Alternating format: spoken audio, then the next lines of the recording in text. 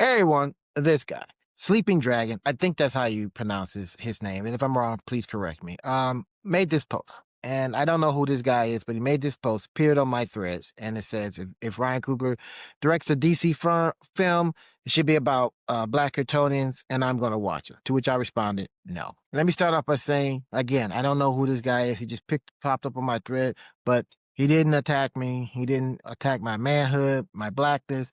He didn't talk about my mama. He said what he had to say. I said what I had to say, and we moved on. And I appreciate that, because I say that because all those things have happened to me. People have been very in their feelings and upset about ideas about who they think should be represented, how that representation should look. And woe be to those who disagree with them. But that didn't happen here, and I greatly appreciate that. I feel like that's something that doesn't happen enough in the internet, particularly between African Americans. I like that he didn't. He just was a man about it. Said what he had to say. I said what I had to say. We moved on. But this idea of Kryptonians being in the DC universe is not a new thing. They've been around for a while. They come from a particular place. I don't know if that's supposed to be analogous to Africa in the real world, but it's a thing. And I have been aware of this. There are black Supermen. The first one is literally KL, so he is a black version of the Superman that we know. And then the other one is another Kryptonian, but he picks up the mantle after Superman dies. And I'm familiar with both these stories, not greatly familiar because I don't like this. I don't like it when we do race swaps. And I have some real tangible reasons, and I'm sorry people getting their feelings about it. I really don't understand that. But I have three reasons which I repeat whenever this comment comes up. And it's like, one is that this is not the creator's original intent. Right, wrong, or indifferent. When Superman was created, he's created as a white guy. He portrayed as a white guy, and that's what they wanted. Same thing with other characters, Spider-Man, Superman, all these people that we need a black fill in the blank. That's not what the guy wanted. And I think we should respect the artist's wishes. And if it works for us, it should work for other people as well. Two, I don't believe in this kind of plug and play, just pull out the white guy and put on a black guy, because I don't feel like that is reflective of reality. And it's fiction and everything, but I think within the fiction it doesn't make sense. And for example, sticking with the Superman thing, would a black Clark Kent operate the same way in 1939? Okay, not 1939, 1949, 1959, 1969. At what point did he become black? And at one point are we supposed to forget all these other things happened before? And I know it's fiction, and you can just say, oh, well, XYZ happened, and this is a new version, all that kind of stuff. But still, it's like the reason why he got to the point he is today, right, wrong, or indifferent, is that, he's been white all this time. So it is what it is.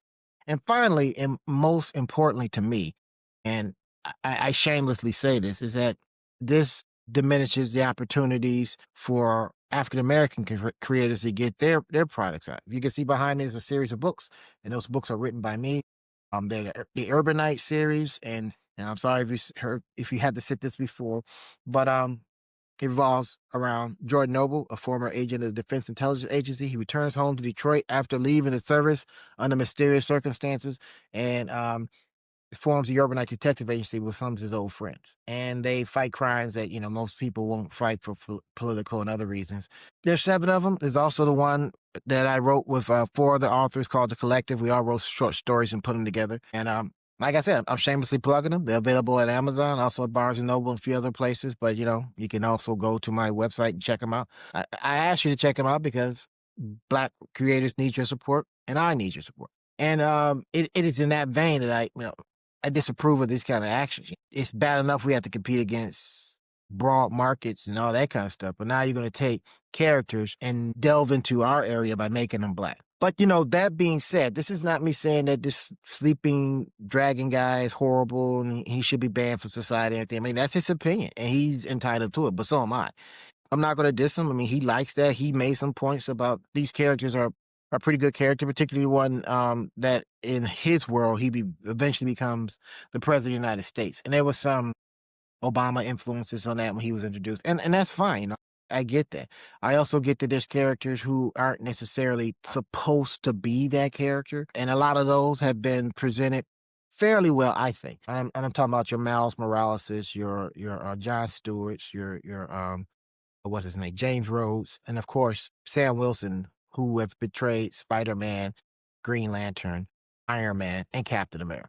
And I think if you go back and look at these stories, they are pretty good. In the case of John Stewart, his initial introduction, he has a whole history after that. But anyway, these guys have come in at different places. I like the original presentation of Miles Morales, where this is a situation where Spider-Man in this particular universe has died, and the world needs a Spider-Man, and he develops Spider-Man-like powers. I mean, that makes sense to me. A lot of that stuff makes sense to me. I get it as a storytelling device, as a medium, but I wish that some of these characters had their own identities. Because for one, it just destroys these arguments where it's like, oh, he's not the real Spider-Man, he's not the real Green Lantern. You know, there's somebody has family been posting on threads like, what did he say? Well, they're race swapping Green Lantern, and they show a picture of Hal Jordan and I'm sorry, not Andy, Aaron Pierce, and trying to say that he's replacing the white Green Lantern when there is a entirely separate character, John Stewart, who is a Green Lantern. But anyway, you know, we get into this argument because, and I've said in different places that I don't want to go into it here, that we have not dealt with this trauma, this scar of racism that affected our country. And I don't think that we need to be introducing characters with the same name. That's just me. You know, I would really much rather prefer creating original characters. And that's why I promoted the idea of in the thread, and I have done in different places. I don't want a black Superman. I want Icon. And Icon to me, and Sleeping Dragon made his point. I don't agree with it, but his response to that was, well, Icon was portrayed as a conservative Republican. I don't know if he was actually Republican. He may have been. It's been 20 years now, but he's definitely a conservative. He's portrayed as a conservative, and I don't want anything to do with it. And to me, that was one of the strengths of his character, because for those of you who don't know, Icon was created by Milestone Comics. He was one of the characters. He, along with Static, who's obviously very popular, Hardware, Plus Syndicate, those kind of things. Those are the comics I read. They were created in his universe outside of DC. It was a DC imprint.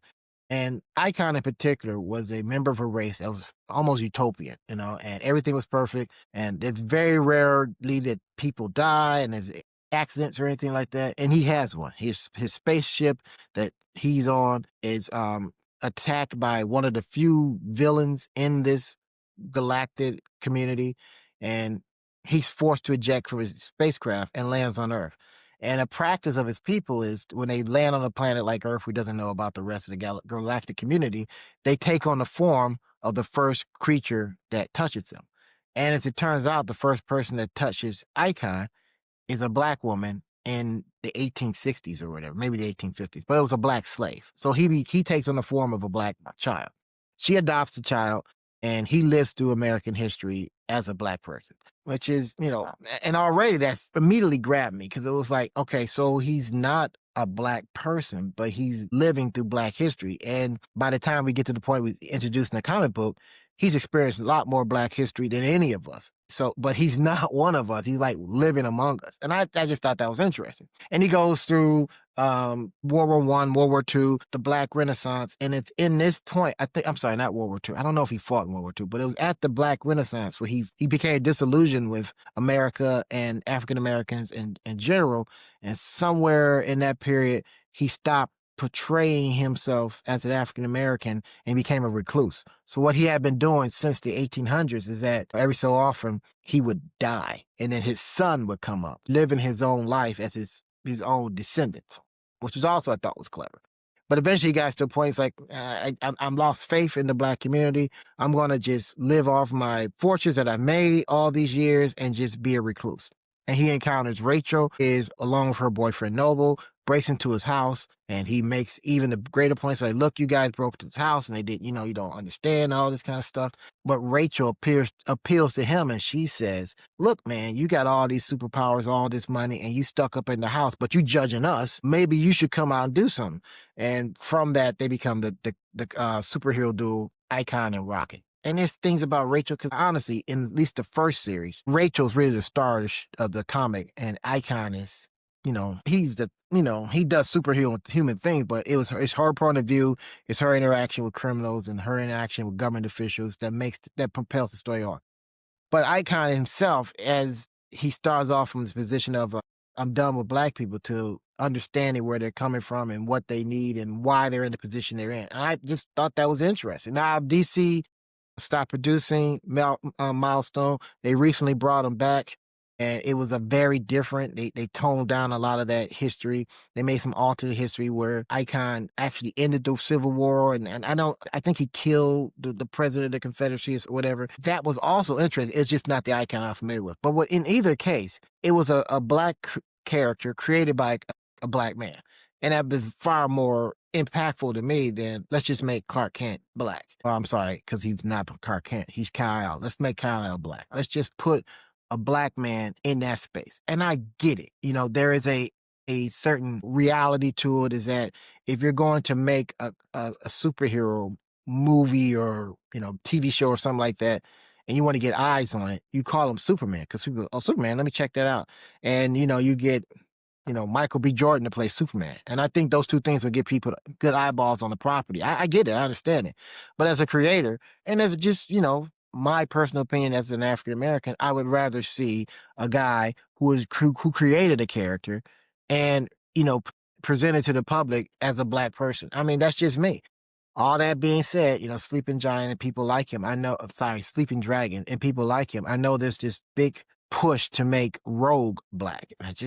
I'm just not with that. It's like, I mentioned Aaron Pierce earlier, but Aaron Pierce is as a black British actor who's in the line or rumored to be James Bond.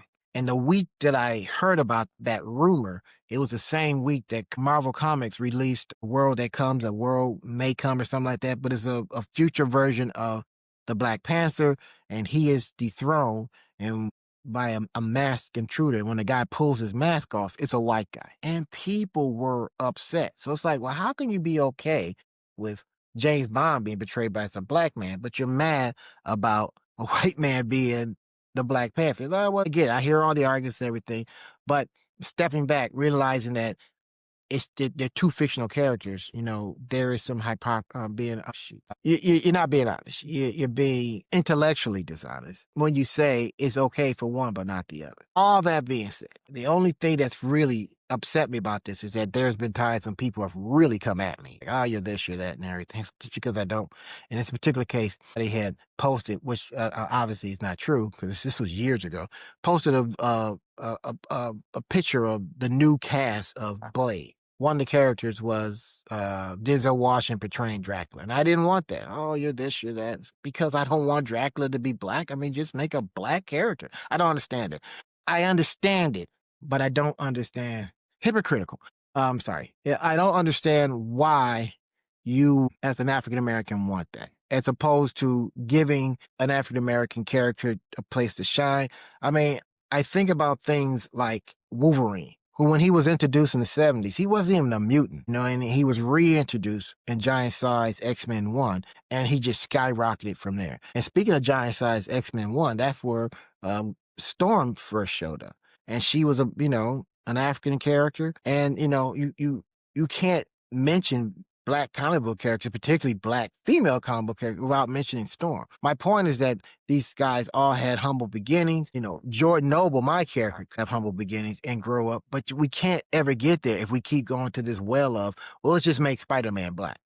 And that's for my feeling. So, I hope some way, somehow, Sleeping Dragon sees this, because I really love to hear his thoughts and everything. Because one, I really do appreciate the fact that he didn't come at me and that we just had a disagreement and we moved on. I think that's beautiful. I think that's something beyond just black men, just that something that doesn't happen on the internet, period. But more to the point of is that I would love to talk to him, and I would love to see what he has to say, because I think it's okay for us to have different opinions. Speaking of opinions, what do you think?